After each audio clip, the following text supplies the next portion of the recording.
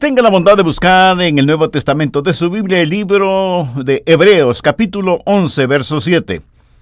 Estoy enfocando el tema de la fe en la familia. Y al hablar de la familia, por supuesto que debemos hablar no solo de la fe que debe haber en el seno de la familia, sino también de las finanzas familiares, tema que lo trataremos posteriormente.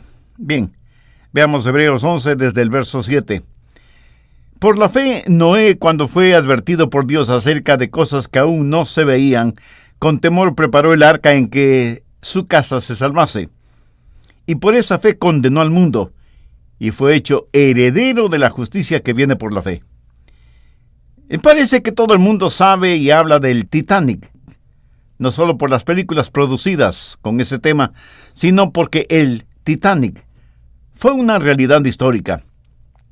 Antes de su viaje inicial, se decía que nada podría hundir ese barco. Y en su primer viaje, eso mismo es lo que sucedió. Se hundió. En su tiempo fue un verdadero y monstruoso palacio flotante. Incomparable en lujo y esplendor, tenía enormes salones de baile, canchas de tenis, baños, saunas, salones de belleza, muebles exquisitos, vajillas finísimas. Toda una fantasía hecha realidad. El Titanic se ha convertido a través del tiempo en una lección objetiva usada por gente religiosa y secular, y seguirá haciéndolo hasta cuando Jesucristo regrese. Al estudiar este asunto del Titanic, hay algunas cosas que llaman poderosamente la atención. Por ejemplo, la confianza de aquellos que la denominaron como la nave más segura del mundo. De hecho, se hacía énfasis en que el Titanic estaba construido de tal manera que prácticamente era imposible que se hundiera. Y creo que eso fue lo que atrajo a los pasajeros, el saber que, de acuerdo a la propaganda, el Titanic era el único y el más grande navío del mundo que no podía hundirse. Y claro, sobraron los pasajeros para el primer viaje del Titanic. Es más, se dice que cientos de pasajeros quedaron en lista de espera para el siguiente viaje. Estoy seguro que después de la tragedia del Titanic, durante su viaje inaugural, esos pasajeros que quedaron en lista de espera habrán estado muy agradecidos de no haber podido viajar. Bruce Ismay fue el presidente de la empresa Estrella Blanca, propietaria del Titanic, y en declaraciones a la prensa manifestó lo siguiente: es imposible el imaginarse alguna circunstancia que podría causar que el Titanic se hunda. La moderna tecnología utilizada en la construcción de este barco ha previsto todas y cada una de las posibilidades que ocasionarían que cualquier otra nave se hunda. Y luego, con verdadera arrogancia, declaró: ni Dios mismo podría hundir este barco. Y con esta confianza extrema, el Titanic inició su primer viaje. Pero no solo había esta confianza, sino, y hasta cierto punto, un espíritu de placidez, de descuido, de orgullo en la tecnología y de arrogancia en lo que el hombre había logrado al construir esa verdadera nave gigante de los mares. Después de la tragedia, una de las personas que se salvó declaró: estábamos en una verdadera diversión. Las risas y el jolgorio eran las cosas más importantes de esa noche. El tiempo era excelente. La comodidad y el lujo a bordo eran exactamente lo que se nos había prometido. Y por eso nos parecía que los días pasaban demasiado a prisa. Yo pensaba que podría vivir así toda mi vida. Miles de personas navegando en lo que aparentemente era un barco que jamás podría hundirse. Todos gozando de un tiempo maravilloso, y los encargados del cuidado y atención a los pasajeros repetían constantemente por las noches: todo está bien. Y las lámparas alumbran brillantemente. Sin embargo, muy pronto esas lámparas dejaron de brillar en el Titanic. La noche del 14 de abril de 1912, lo único que se deslizaba rápidamente sobre ese sector de la superficie del Océano Atlántico era ese majestuoso transatlántico. Las estrellas eran como lámparas encendidas en el terciopelo negro de la noche. Y en el interior del Titanic, los pasajeros se divertían, bailaban, comían, jugaban, y algunos, estoy seguro, habrán estado durmiendo. Y de pronto lo inaudito, lo inimaginable, lo imposible, la tragedia, el costado del Titanic chocó contra un témpano de hielo cuya presencia no fue advertida ni notada por nadie.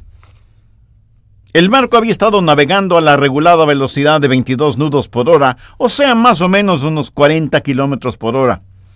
Y a las 11:40 de la noche, el témpano de hielo abrió una profunda brecha de casi 100 metros en el costado metálico del Titanic, y paulatinamente fue inundando las cámaras a prueba de filtraciones, las mismas que se llenaron una tras otra, y el Titanic se fue hundiendo lenta, pero inexorablemente. Lo extraño es que ninguna alarma sonó, pero la noticia gradualmente se fue esparciendo. Sin embargo, muy pocos a bordo parecían preocupados, aún sabiendo que habían chocado contra un gigantesco témpano de hielo, y aquellos que mostraron alguna preocupación se conformaron en la seguridad de que todo estaba bajo control, y que por eso no habían hecho sonar la alarma. A muchos incluso se les dijo que a pesar de la realidad del choque con el témpano de hielo, no había ningún peligro. Y la gente continuó divirtiéndose, bailando, comiendo, jugando, etc. Sin embargo, ya para las 2:45 de la mañana, una bengala fue disparada al aire. La primera de 8 que fueron lanzadas como llamadas inútiles de auxilio. Finalmente se dieron cuenta que el barco tenía que ser abandonado. Primero las mujeres y los niños debían abandonar ese palacio que se hundía. A la 1:30 de la mañana, el crucero de ensueño se había convertido en la más horrible pesadilla, y para muchos fue demasiado tarde. Había 2,000 personas a bordo del Titanic, pero en los botes salvavidas solo había espacio para 1,000. Ese momento todos se olvidaron de las reglas, de los principios elementales de cortesía, de caballerosidad, etc. Los hombres no tuvieron reparos en empujar fuera del camino y hasta pisar sobre mujeres y niños para tratar de lograr un espacio en los botes salvavidas. Muchos hombres se disfrazaron de mujeres para tratar de salvarse. Y muchos de quienes ya estaban en los botes salvavidas vieron a sus seres amados quedarse en el barco que se hundía, o en su desesperación saltar sin chalecos salvavidas hacia las negras aguas del océano. Muchos vieron a sus cónyuges, a hijos, a hijas, a sus novios o novias, a sus abuelitos o a sus nietos, pasar a la eternidad en medio de la desesperación y de la angustia. Y quienes ya estaban en los botes salvavidas solo escuchaban las voces de aquellos que estaban tratando de sobrevivir, nadando en las heladas aguas del mar, clamando por auxilio. Pero ya no había espacio para nadie más en los botes, y esas voces se fueron apagando en la oscuridad de la noche. Lo impensable había sucedido. El Titanic se había hundido. Solo quedaban unos pocos desesperados sobrevivientes. 1,500 almas tuvieron un sepulcro líquido. A bordo del Titanic había varias clases: los pasajeros de la clase de lujo, los pasajeros de primera, de segundo y de tercera clase, y por supuesto, mozos, mecánicos, carpinteros, plomeros, cocineros, etcétera, etcétera. Pero durante la tragedia, esas clases desaparecieron. No tenían ninguna importancia.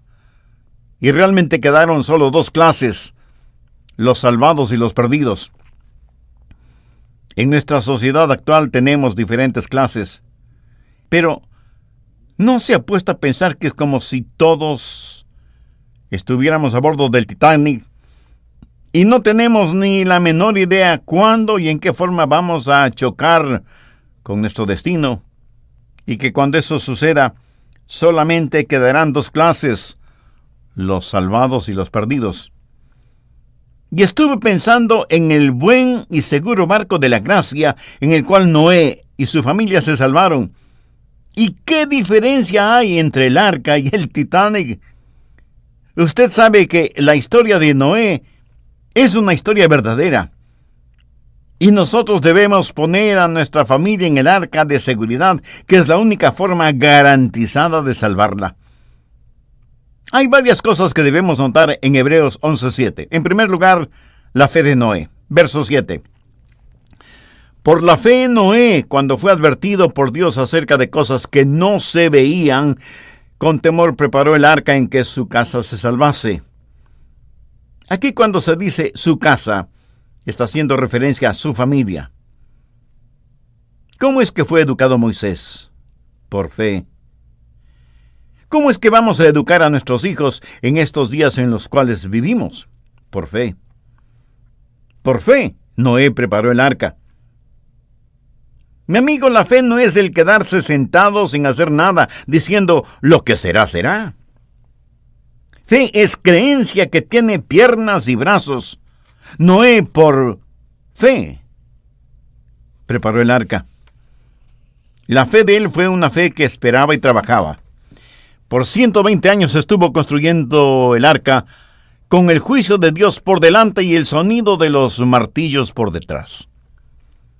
Y la Biblia dice que él hizo esto porque fue advertido por Dios. O sea, su fe estaba basada en la palabra de Dios, porque la fe, como lo dijera Pablo siglos más tarde, la fe es por el oír y el oír por la palabra de Dios.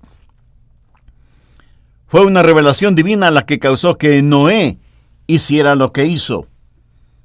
Eso significa que usted no tendrá fe por su familia hasta que escuche la voz de Dios. La fe verdadera, aunque esté sola, permanece. A Noé lo miraban como si fuera una persona extraña, rara, excéntrica, completamente diferente de todos. Y en nuestros días, a los genuinos cristianos se nos sigue mirando de la misma manera porque no nos amoldamos a los parámetros del mundo. Noé fue diferente. Y nosotros debemos serlo también, aunque nos quedemos solos. La verdadera fe no depende de las apariencias. Y por las apariencias, no había razón para creer que habría un diluvio. Y después de todo, ¿qué era un diluvio? Tanto como podemos deducir, nunca ni siquiera había llovido sobre la tierra. Había una especie de rocío que caía refrescantemente sobre toda la creación de Dios. Nunca había sucedido una calamidad mundial. No había nada que hiciera pensar en un diluvio. Siempre cielo azul y despejado. Y de acuerdo a las palabras de Jesús, comían, bebían, se casaban y se daban en casamiento hasta el día en que Noé entró en el arca y vino el diluvio y los destruyó a todos. Todo era tranquilo, espléndido, como a bordo del Titanic. Pero Noé era diferente. Noé tenía fe. Así que, en primer lugar, Noé tenía una fe firme. En segundo lugar, Noé era un hombre temeroso. Cuando Noé recibió directamente de parte de Dios la advertencia de cosas que ni siquiera se veían, la Biblia dice que con temor preparó el arca. Con temor. ¿Se acuerda de los padres de Moisés, Amram y Jocabed, quienes no tuvieron temor del edicto del faraón? Por eso más tarde el joven Moisés no tuvo temor de darle la espalda al faraón. Pero ahora leemos que Noé con temor. ¿Sabe usted que hay dos clases de temor? Hay el temor de Dios y hay el temor del mundo. Amram y Jocabed no tenían temor del mundo. ¿Sabe por qué? Pues porque tenían el temor de Dios. Y de esa clase de temor es de la que estamos hablando ahora. Noé fue advertido por Dios. Y cuando hablamos del temor de Dios, estamos hablando del principio de la sabiduría. Ahora, por favor, escúcheme atentamente. El temor de Dios no significa que estamos asombrados, asustados, desmayados, sobrecogidos de espanto al pensar en Dios. No, de ninguna manera. El temor de Dios es amor de rodillas. Es el entender que nuestro Dios es extraordinario y es absolutamente santo. A veces escucha personas decir que no creen en ninguna religión basada en el miedo. Yo no estoy de acuerdo con quienes así piensan, y creo que esas personas no son honestas al decir tal cosa. ¿Sabe por qué? Porque aunque no lo admitamos, nuestra vida cotidiana está basada en el temor. Tememos morir de hambre, por eso comemos. Tememos resfríos y catarros, por eso nos arropamos bien y tomamos medicinas, aunque sean caseras. Tememos que los ladrones vengan a robar en nuestra casa, por eso aseguramos puertas y ventanas, y ponemos más de una cerradura y cerramientos y alarmas, y tenemos perros y seguridad privada en el vecindario, etcétera, etcétera, etcétera. Cada día, aún sin proponernos, ejercitamos nuestros sentidos de supervivencia. Pero ¿sabe cuál es el mayor peligro que el hombre enfrentará? Es la ira de Dios contra nuestro pecado e incredulidad. Por lo tanto, cualquier hombre es realmente sabio cuando, movido por el temor, busca el estar bien con Dios. En Mateo 10:28 encontramos las siguientes palabras de Jesús: y no temáis a los que matan el cuerpo, mas el alma no pueden matar. Temed más bien a aquel que puede destruir el alma y el cuerpo en el infierno. En otras palabras, no tema a la gente del mundo. Tema a Dios Todopoderoso. El supremo peligro será el estar frente a Dios sin haber sido perdonado. Y francamente, yo prefiero que, aunque sea por temor, la gente busque a Dios, a que por no tener temor, terminen sus vidas en el infierno. Hay algo sobre lo cual recibimos advertencias. Noé, con temor y todo, cumplió con lo que se le había ordenado. Hace años leí de unos marineros que le preguntaron a su capellán: ¿cree usted en el infierno? Y el capellán contestó: por supuesto que creo en el infierno. ¿Por qué lo preguntan? Y los marineros le dijeron: porque si hay infierno y usted no cree en él, no lo queremos como capellán. Y si es que no hay infierno, no necesitamos ningún capellán. Tercero, Noé y su precaución. El verso 7 de Hebreos 11 dice que Noé, cuando fue advertido por Dios de cosas que aún no se veían, con temor preparó el arca. Note que Noé no esperó hasta que empezara a llover. Fue precavido, hizo los preparativos necesarios para empezar de inmediato la construcción del arca. Cuando usted ve el cielo nublado y es obvio que va a llover, usted sale de su casa con paraguas, zapatos y ropa especial para la lluvia. Estoy seguro que usted no es una de aquellas personas que espera que esté lloviendo para ir a comprar un paraguas, y por lo general cuando compra el paraguas deja de llover. La Biblia dice que Noé con temor preparó el arca en que su casa se salvase. No olvide lo que aclaré hace algunos minutos: su casa significa su familia. La generación de esta época no hace ninguna preparación. ¿Qué es lo que Jesús dijo serían las señales de los últimos tiempos? Busque Mateo capítulo 24, los versos del 37 al 39. Mas como en los días de Noé, así será la venida del Hijo del Hombre. Porque como en los días antes del diluvio, estaban comiendo y bebiendo, casándose y dándose en casamiento, hasta el día en que Noé entró en el arca, y no entendieron hasta que vino el diluvio, y se los llevó a todos. Hay 3 marcas distintivas en los días de Noé. ¿Cuáles son? Son las mismas marcas que vemos en nuestros días. Primero, indiferencia. La gente comía, bebía, se casaba, se daban en casamiento. Ahora no hay nada de malo en estas cosas. El énfasis es en el hecho de que vivían rutinariamente, complaciendo primordialmente sus necesidades físicas, sensuales y sexuales. Segundo, inmoralidad. La forma en que ellos vivían desde el punto de vista moral producía un olor nauseabundo en la nariz de Dios. Mire lo que dice Génesis 6, los versos del 5 al 7. Y vio Jehová que la maldad de los hombres era mucha en la tierra, y que todo designio de los pensamientos del corazón de ellos era de continuo solamente el mal. Y se arrepintió Jehová de haber hecho hombre en la tierra, y le dolió en su corazón.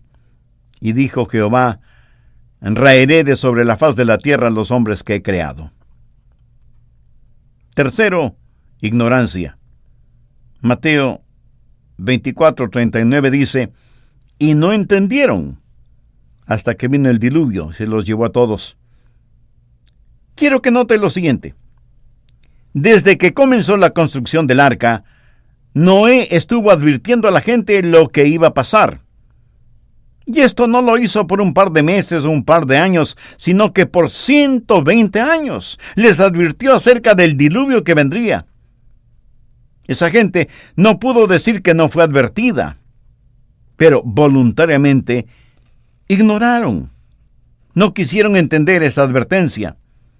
Y cuando el diluvio fue una realidad, para ellos fue demasiado tarde.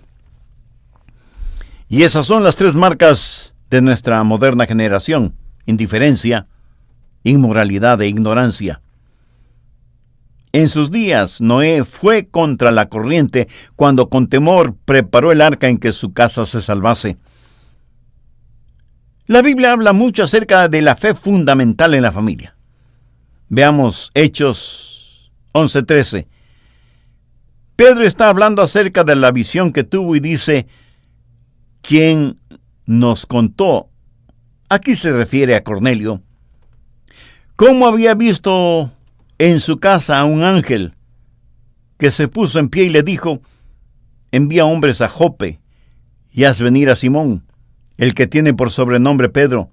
Él te hablará palabras por las cuales serás salvo tú y toda tu casa.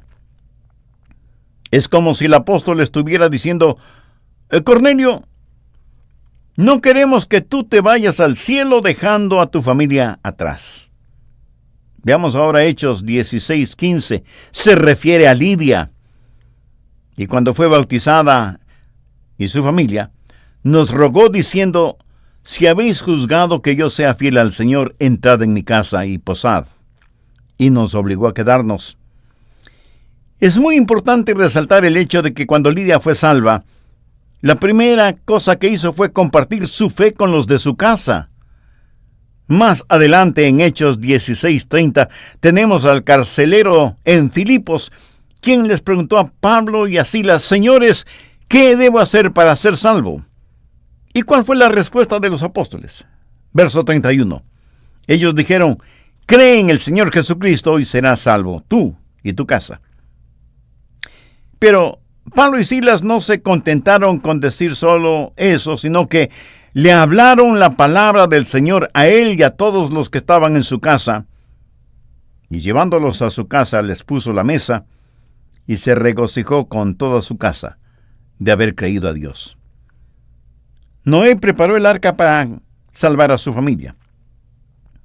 No fue para salvar su casa o los muebles de la casa o cualquier posesión material que pudo haber tenido. Fue para salvar a su familia. Y si bien es cierto que como creyentes debemos querer que todos se salven, yo personalmente quiero que toda mi familia se salve. La Biblia enseña que hay una fe fundamental para la familia. Ahora, eso no quiere decir que yo puedo creer por mi esposa o por mis hijos o por mis nietos, pero sí significa que debo ser precavido, debo tomar ciertas precauciones para que toda mi familia esté a bordo del arca de la salvación. Ni siquiera me atrevo a imaginar estar en el cielo sin mi esposa y mis hijos y mis nietos. Quiero que todos ellos conozcan al Señor. Esa es la razón por la que les pregunto acerca de su relación con el Señor Jesucristo. Es por eso que oro por ellos y con ellos constantemente. Y converso de asuntos espirituales con ellos cara a cara, de corazón a corazón, como cada padre, cada madre cristianos debe hacer con sus hijos y nietos. Necesitamos estar preocupados por el futuro espiritual de nuestra familia, saber que todos estarán con nosotros en el arca de la salvación.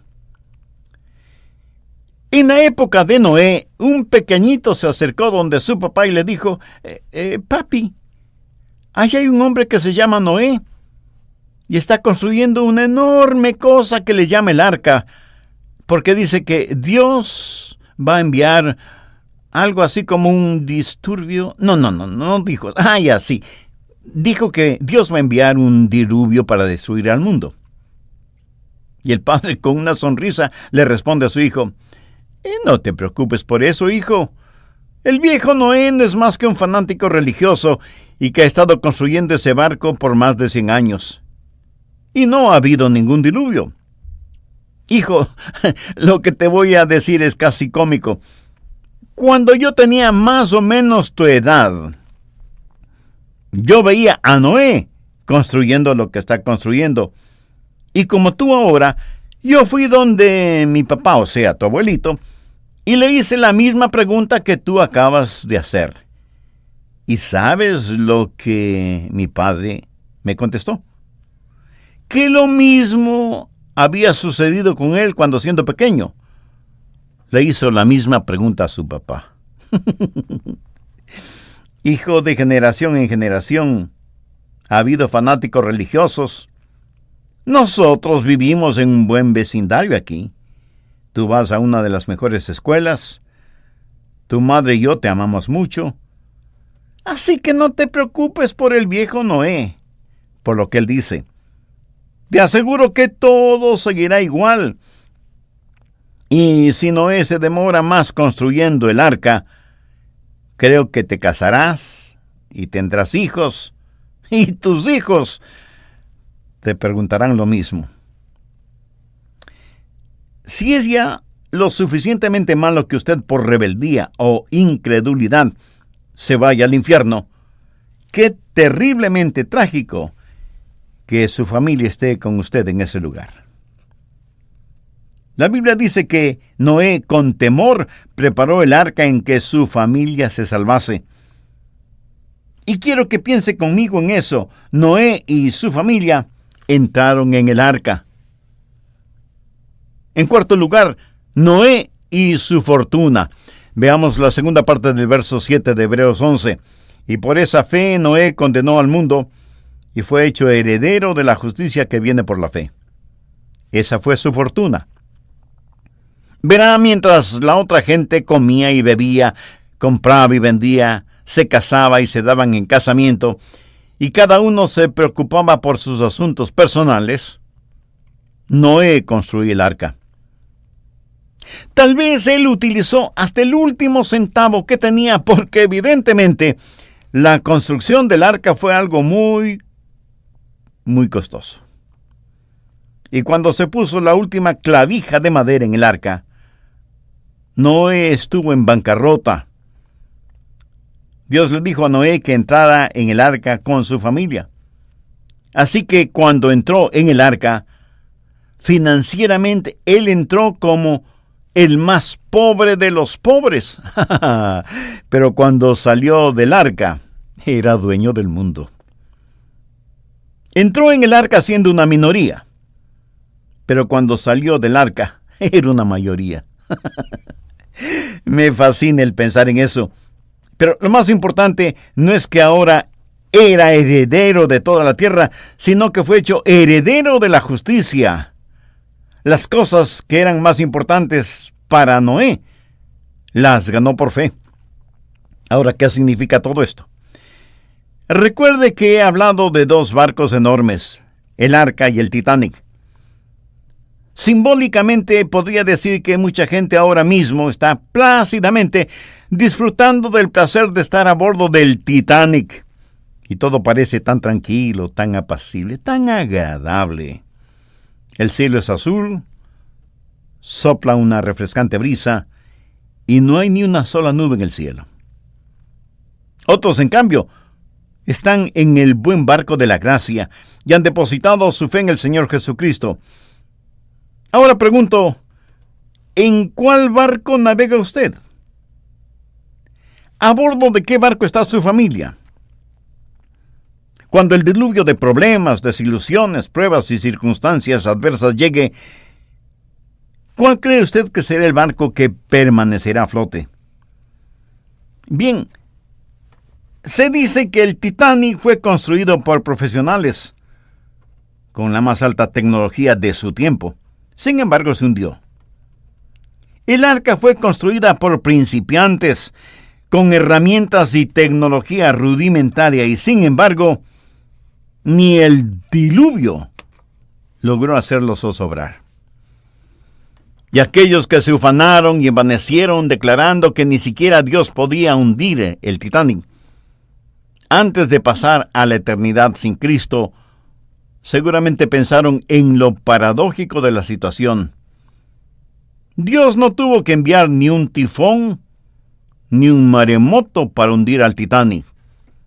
Un inadvertido témpano de hielo que chocó contra el costado del barco fue suficiente para enterrar al Titanic en su tumba líquida. Dios utiliza lo débil del mundo para avergonzar a lo fuerte del mundo. Busque 1 Corintios 1, los versos del 25 hasta el 29. Porque lo insensato de Dios es más sabio que los hombres, y lo débil de Dios es más fuerte que los hombres. Sino que lo necio del mundo escogió Dios para avergonzar a los sabios, y lo débil del mundo escogió Dios para avergonzar a lo fuerte, y lo vil del mundo y lo menospreciado escogió Dios, y lo que no es, para deshacer lo que es, a fin de que nadie se jacte en su presencia. ¿Cuántos de ustedes, amigos oyentes, están a bordo del barco de la gracia? ¿Cuántos tienen a Cristo en sus vidas como Salvador y Señor? ¿Cuántos están en el arca de la salvación provista por Él? Así como sé que habrá muchos que contesten positivamente esas preguntas, también sé que muchos nunca han hecho una decisión espiritual por Cristo. Sé que muchos hombres, mujeres, niños, niñas, jóvenes, jovencitos, adultos, ancianos, no tienen la seguridad de la salvación, pero quieren ser salvos. No quieren enfrentar las turbulentas aguas de la ira de Dios cuando fuera del arca de seguridad y de la salvación se encuentra en uno de estos días. Si esto es lo que usted siente en su corazón, permítame guiarle en una corta oración, que puede decirla en voz alta o en voz baja, o silenciosamente si así lo prefiere, pero ore con profunda fe, con sinceridad, con arrepentimiento y convicción. Dios está más interesado en la intención y motivación de su corazón que en la elegancia de sus palabras. Ora y diga: Señor Jesús, sé que tú eres el Hijo de Dios y que moriste por mis pecados en la cruz del Calvario. Sé que Dios, con poder y gloria, te levantó de entre los muertos. En tu palabra leo que si creo en ti, seré salvo. Pues sí, creo en ti. Deposito toda mi confianza en ti. No pido ninguna sensación especial ni alguna señal sobrenatural. Sencillamente me aferro a tu palabra y voluntariamente este mismo momento te acepto como mi Salvador y mi Señor. Toma el control de mi vida. Te pertenezco y tú serás desde ahora no solo mi Salvador y mi Señor, sino también mi amigo, mi maestro, mi guía. Y porque tú moriste por mí, yo quiero vivir para ti. Hazme la clase de persona que tú quieres que sea.